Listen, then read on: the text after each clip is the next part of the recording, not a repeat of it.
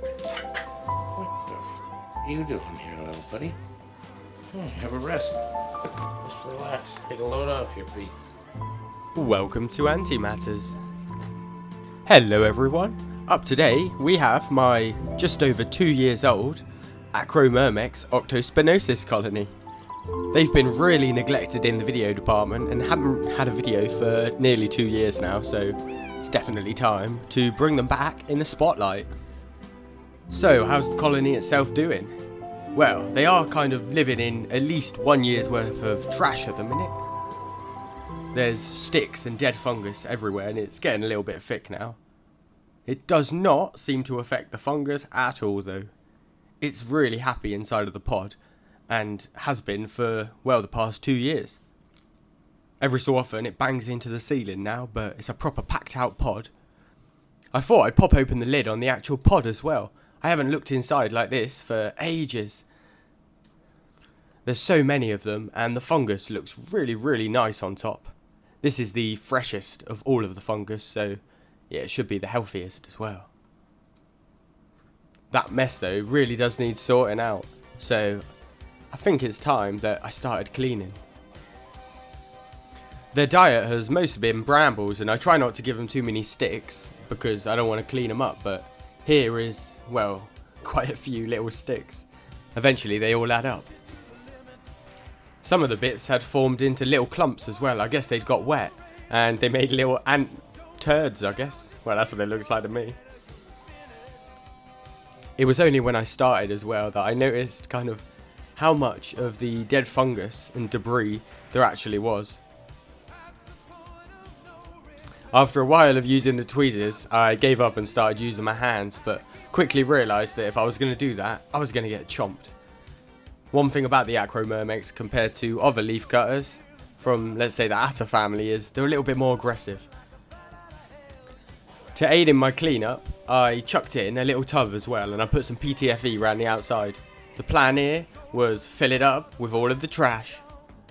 This'll act like one of my bins, I hope, and hopefully all of the ants will leave this tub once it's full of rubbish and just leave me with a nice tub of debris.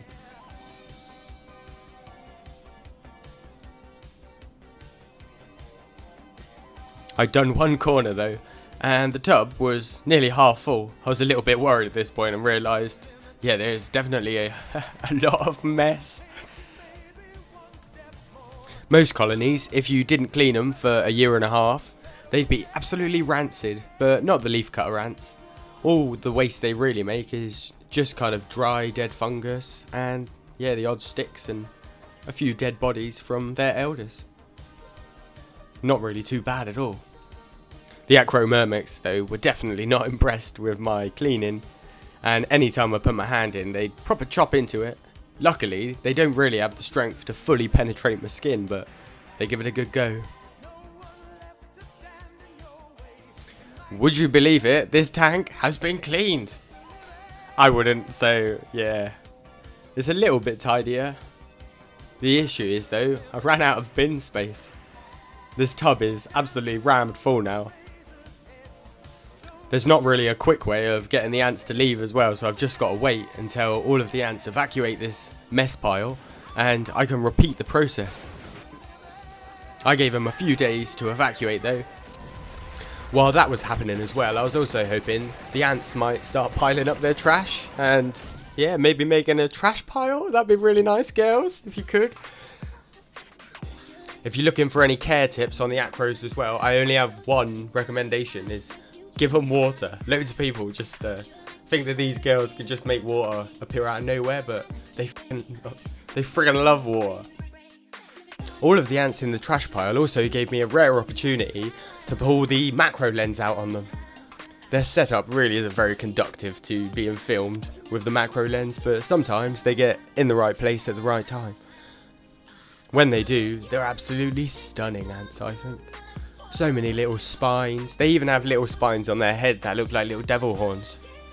If you're wondering as well why I didn't make any videos for about a year and a half, is because every time I look in at these girls, like I just sit there and just look in and get too relaxed, to be honest. Like filming them, it doesn't really cross my mind because, well, I'm just, I don't know, just watching them. It's like fully fulfilling. There does seem to have been a few casualties of the cleaning though, and this little lady in particular, she's lost a little part of her leg. I do apologise. There's no denying though that these ants are beautifully engineered little creatures they are. Like all these little spikes. They got razor sharp mouths. I think they've got a zinc plating as well, like other leaf cutters. By the size of their gaster, I'd assume they got a small social stomach as well. Some people say they haven't got one, but no ant doesn't have a social stomach. That's rubbish. Whatever they're doing though, these girls, they do it looking good. One thing I've especially noticed with these girls as well is their age and the colour of the ant seem to be highly correlated. So if you see a darker ant, there's a good chance that one, he's one of the elders, whereas the lighter ants are a little bit younger. I think maybe because of the high humidity inside of the fungus pod, they take, I don't know, maybe a year to fully darken or something. If you look at the dead bodies as well, they're normally pitch black because they're old and they've been outside of the pod for the longest and dried out. The range of size in the workers is great as well. They have at least 3 different sizes. Watching them all interact is great, and I think the little ones are really cute.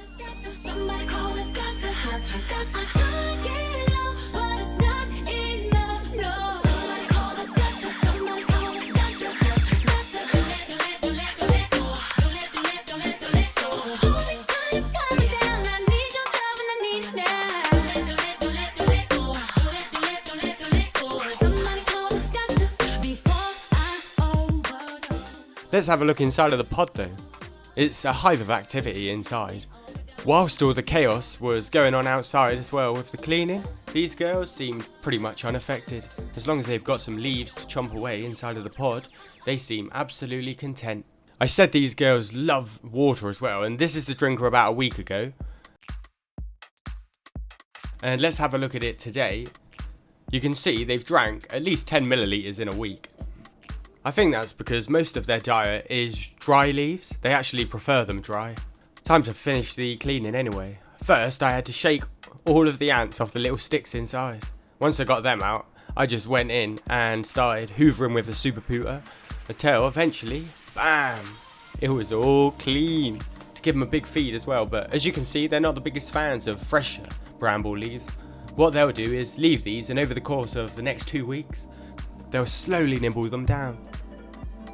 From a caring side of things, this is absolutely brilliant for me because you can just chuck in a massive meal and they don't care if it's dried out, which does happen quite a lot of the time. I only have to feed them really every few weeks. They're also super efficient at using all of their food as well. With half the amount of food, these girls can grow twice as much fungus as the atter.